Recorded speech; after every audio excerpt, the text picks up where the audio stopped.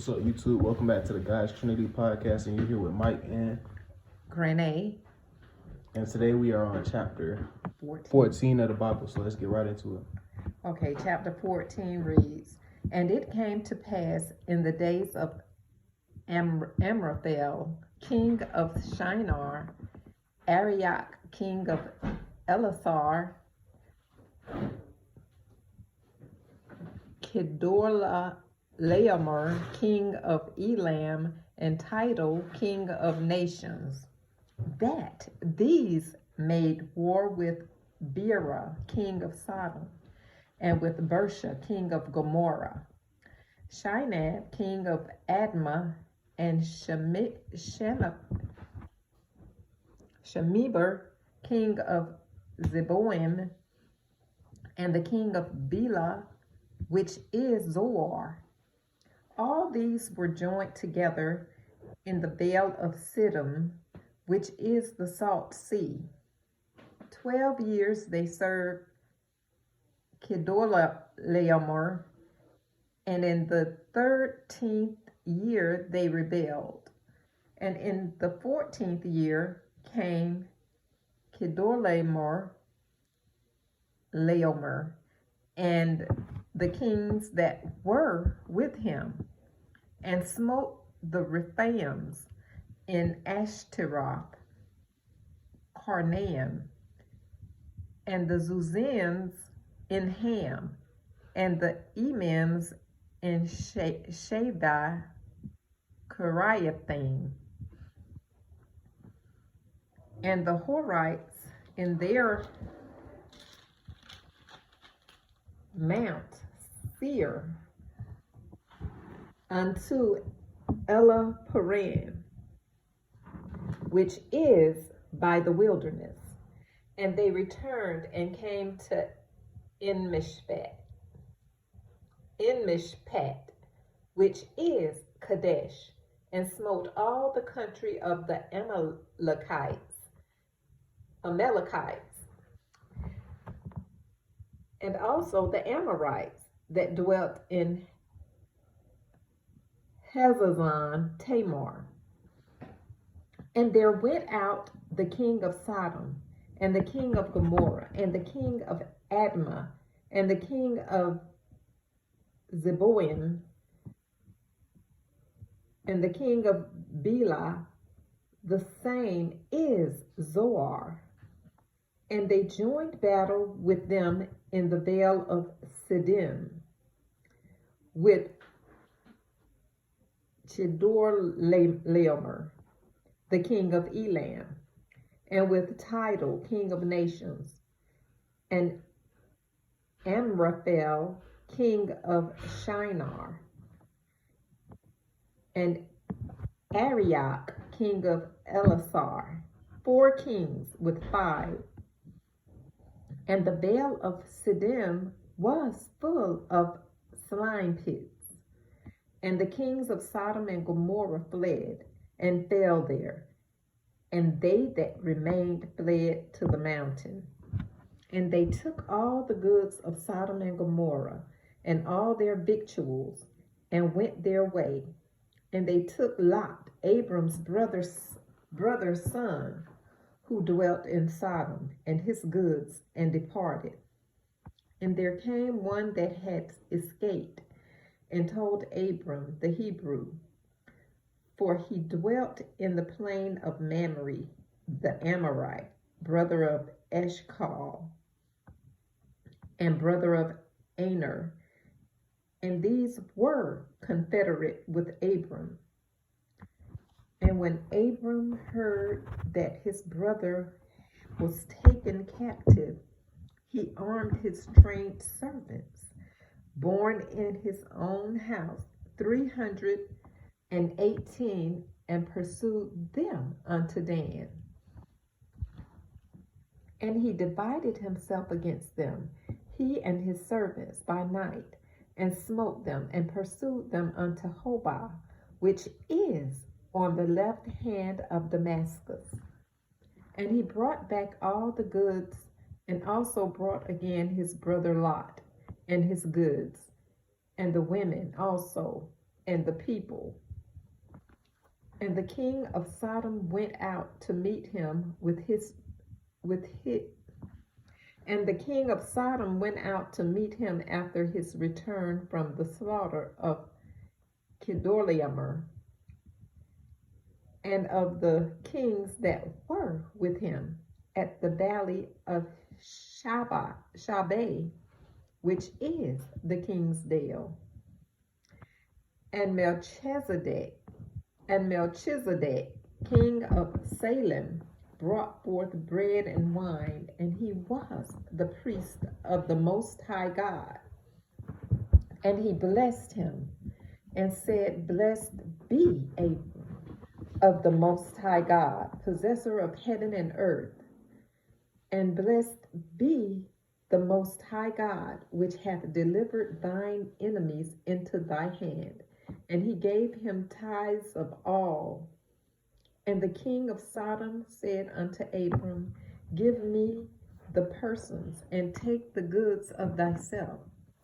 And Abram said to the king of Sodom, I have lifted up mine hand unto the Lord, the Most High God, the possessor of heaven and earth, that I will not take from a thread even to a shoe latchet, and that I will not take anything that is thine, lest thou shouldest say, I have made Abram rich, save only that which the young men have eaten, and the portion of the men which went with me, Aner, Eshcol, and Mamre, let them take their portion. Amen. Amen. That's the end. That's it. So what you guys got from all of that? Well, what I got from it was a whole lot of conspiring, congregating in the beginning of the chapter. The 4 kings got together to go against 5, and because they wanted to take over a certain place. Yeah, they wanted more land for themselves. Yeah, they wanted to take over. Yeah, they wanted to more. They wanted to come together in power together. And then towards when they took Lot during their takeover of Sodom and Gomorrah, then that's when Abram got involved. He had to go and get his nephew. You know, he called him his brother, which in this family he is the brother. So he went after the kings that had taken his nephew, and the Lord, with those few men that he had, the Lord blessed him and went in and they were able to overtake him and take back Lot and all the people that were with Lot. Yeah, and that ain't no small feat though. Like, because it's like not only was they underchained and they was born inside that specific household, but it's literally like 5 other kings, right? So they had about 5 times the soldiers. Right. So yeah, that's a real blessing that he was able to make it out and achieve what he was trying to do. Yeah, the Lord blessed them. They went by night, and the ones who took Lot wasn't expecting anybody to come after him. Yeah. You know, and what was really important here is Melchizedek, king of Salem. He was the high priest, the most high priest. Well, I ain't gonna say the most high priest. Melchizedek, king of Salem, brought forth bread and wine, and he was the priest of the Most High God. And he blessed Abram and said, Blessed be Abram of the Most High God, possessor of heaven and earth. Because he knew that Abram was blessed. Because Abram went over there and took with a few men and has conquered all these kings who took his nephew, and brought him back and brought all of his people back with him. that they took away. And then what was very important here is when the king of Sodom told Abram to take all the victuals that he wanted. And Abram said, oh no, let these men take what they want. But I don't want you to say that you made Abram rich. Yeah. Because I serve a God who can give me anything under the sun. I don't want a handout from man. Yeah, and on top of that, his highest objective inside the whole mission was just to get Lot in the first place. Exactly. And I feel like that's real important, because people these days, when it comes to even saving somebody even as close as their brother, the right amount of money, their whole objective done switched out. Exactly. So that just shows you how strong his relationship with God was. Right. That's right. Because anybody, most people, they come and listen. This is a whole, I would say, a state. Sodom and Gomorrah, you could say a country, a whole country at the time. Or state, I'm not sure. I'm not going to say what it was, but it was a whole lot. It was a whole lot of people. It was a place, and you look down, it's like looking at, you're on the bridge of a city, and you can see all around, and it's a whole lot of lights at night. And that's how it was there. And except it was like torches and stuff like that. Exactly. They may have had torches. I'm just saying, to give you a visual of how large it was, And so I'm thinking that they went by night. So the Lord led them through the night, and then they conquered them, because the Lord had to be with them. It was only 300 men they took, right? 311 or so. It wasn't a whole ton of people that went in. And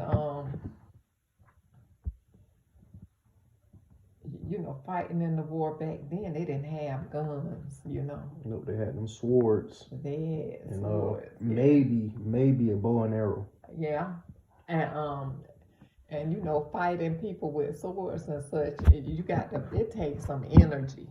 Yeah, and on top of that, it takes numbers. Like, if you got a whole bunch of people with swords versus a small amount of people with swords, imagine you inside a sword fight with two other people. Yeah. Not only is you trying to defend from the other person just gonna sneak in and slay you. Right. So even though they were, they snuck up upon them at night and they were asleep, but it took some energy to go in and slay some people. You know what I'm saying? You got to wave that sword and kill them, hit them just right or whatever. Mm-hmm. and that's real specific. That's some energy. Yeah. You gotta have. You can't be giving them no little paper cut, and then that's the end. It takes some energy. You gotta chop their head off. Yeah, it takes some energy to go and slay somebody. Yeah. So and like I said, they only used 300 men. He took his best men, his best warriors, and it was not an easy. Yeah, and then in this case, don't you know how I said 2-on-1? Mm-hmm. According to them numbers, it probably could have been 5-on-1. Yeah, but per person, just scaling it. Exactly. But yeah, unless it was like a little secret spy mission, or did they just like go head to head, all settled up? Well, what you didn't do, when you sneak up on somebody by night, what you're gonna do is go in their camp. Everybody laid up sleep. Yep. Yep. So you go in as quietly as possible, but eventually somebody gonna wake up. Yeah, somebody gonna see something, because they always got somebody to look out while the other people sleeping. Yeah. But the thing is, when somebody sneak up on you at night, they can see you. You can't necessarily see them. Yeah. And this is a completely different land. They don't know the landscape or nothing like that. Exactly. They only came in with faith, and then they came out on top. Amen. So that was that took some real effort, and that was yeah. And what I get out of this is that don't always be looking for a gain. Mm-hmm. You know, don't always be looking for a gain. Riches is good in its place, but I say put more faith in God than in the money. Yeah, because at the end of the day, like, money ain't nothing to God. It literally means nothing at all, because God's gonna make sure you as an individual, it don't matter how much you end up receiving through Him, but He gonna make sure you all right. And at the end of the day, that's all we really need. And what I really got out of this specific chapter was, no matter what type of hardships you're going through, or no matter how bad the situation looked, because looking at them, it was 300 going up trying to sneak, like, could have been thousands of men. That could have went real wrong. But no matter how hard your situation look, you can always overcome it with faith, just like they did that night. Amen. That's right. Amen. Yeah.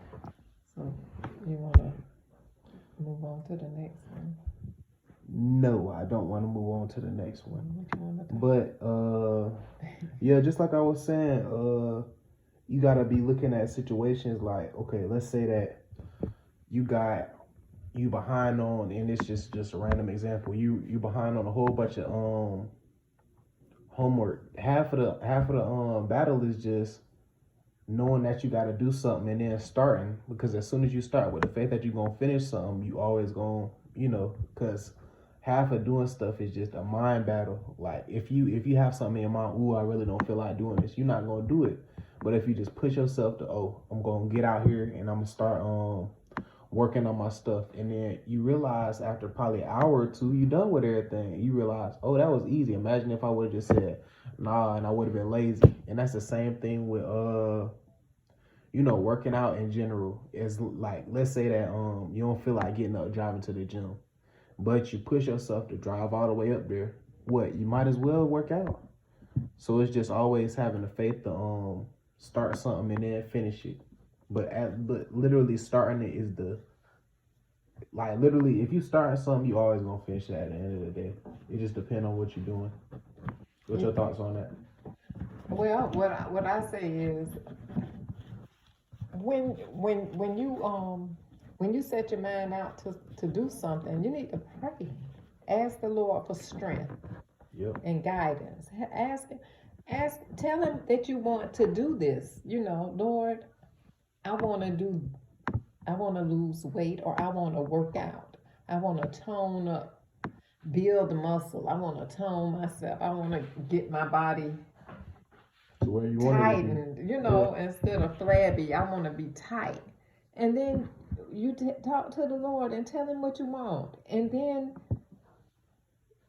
get up in the morning and say, Jesus, help me reach my goal today. Mm-hmm. Help me to get up and go in whatever exercises you done set out to do. Start doing. Just get up and go start doing it. Don't just lay there and say, I need to do this exercise. I need to do that exercise. Get up, move. Jesus, help me get up. Say that. Say, Jesus, help me get up and do what I need to do. Because I really need to do this. Yep. And get up and do it. And when you get up and do it, then you'll find yourself with more energy. Yep. You'll feel more energized, because the Lord is going to give you that energy that you need in your body to go to the next level. So you just have to keep calling on Him and move. Because the more you call on Him and the more you do, the more stamina the Lord gonna give you. Yep. To keep moving and then what you do is you don't just say, well, I don't feel like. No, that's I don't feel like is a form of defeat. You don't want to defeat yourself. What you want to do is say, I rebuke that. Jesus, help me move, and get up and move. And it's gonna, and the more you do it, the more you're gonna want to do it. energized you're gonna feel. Mm-hmm. And at the end of the day, people got to realize that you ask and you will receive. Amen. And that's the truth with anything, especially if you ask God for the energy to finish something and ask for the energy to just have a breakthrough. Because I'm give my own personal testimony. With my other YouTube channels that I'm doing right now, I had asked like for the beginning of this month that I just needed a breakthrough when it came to just subscribers and my different view goals for this month specifically. And literally about 3 days later, I got a video that hit 100,000 views. Amen. So this is real, people. Like you just gotta have the willpower and then have the will to ask God for the strength. And those two combined, can't nothing stop you. Amen. So just always pray for your next breakthrough, whether that be school, your job, even just anything that has to do with your personal purpose that you feel that you have. Just ask for a breakthrough and he will give it to you. All you gotta do is just put in the work. Amen. And putting in the work is real easy as long as you just start. And we can ask him for everything. We don't have to pick and choose what to ask the Lord for. Ask him for everything that is righteous in his sight. Because you can't ask the Lord for no foolishness. Know that. Yeah. Because the Lord, he's not that kind of a God. He don't move in foolishness. So please come at God with the right sincerity and attitude. You know, you have to come with the Lord in sincerity and humbleness and